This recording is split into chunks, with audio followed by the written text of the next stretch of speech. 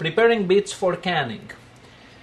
Basically, when you get the beets from the store, you have to get rid of the extra leaves, you have to wash them, you have to get rid of the root, and then you have to peel them. The next step will be to cut them. So this is my trusty Chinese knife. So basically you cut your beets.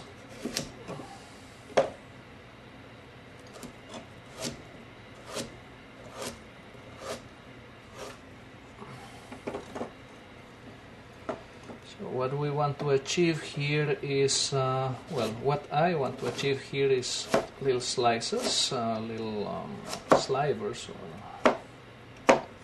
like French fry kind. Okay, once your beets are cut and ready for the next step, we basically transfer them to a pot on which we will cook them.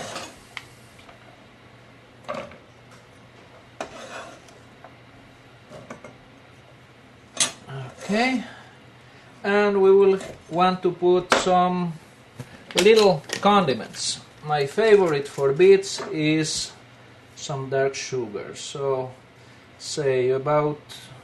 let's say about a spoonful per each beet, and beets benefit highly from having some cinnamon. So cinnamon is so good, and this we will put some cinnamon in it, and we put some water so that it just reaches the level of the beets, not too much, because beets have their own juice that will be part of the preserve. We don't want a soup, we want to have them with as little water as possible. So we put it to cook, and we basically let it boil so that it has cooked some.